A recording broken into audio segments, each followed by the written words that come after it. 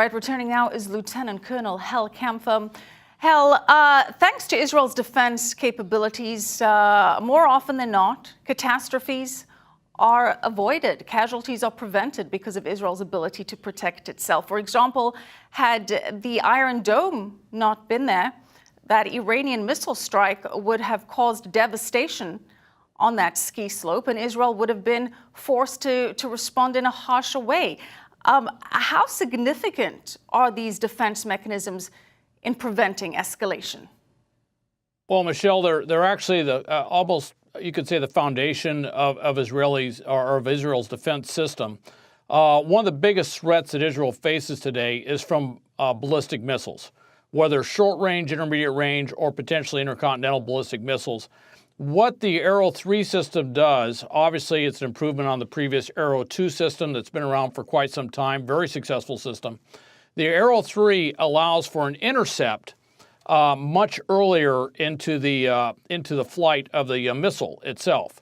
It's much easier to acquire and destroy a missile if you catch it earlier in the flight. When it's at that terminal stage where it's coming through the atmosphere, coming down to the target, particularly if you're looking at strategic weapons or nuclear weapons, that's a very difficult thing to hit. If you can catch it earlier in the flight, particularly when it's at that high trajectory in space, it makes for a much cleaner hit, a much higher probability of intercepting the weapon. So in all of that, the Arrow 3 is a much more capable system.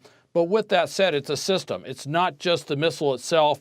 It's all the radar, target acquisition, target tracking, all the systems that go with it. It's a significant improvement.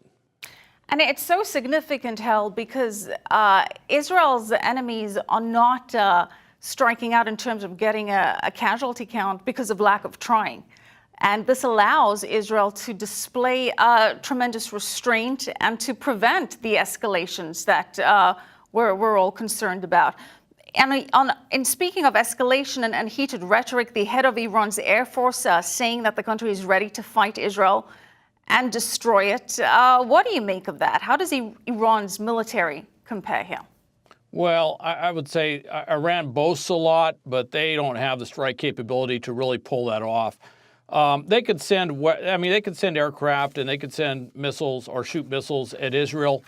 And I'm not saying that some of them wouldn't get through, but what I am saying is Israel's capabilities defensively and offensively, dealing with missiles, dealing with air, dealing with anything militarily on the ground is so far beyond anyone around it that they could defend themselves quite well. With that said, even with the best defense, you will take hits and you will take casualties.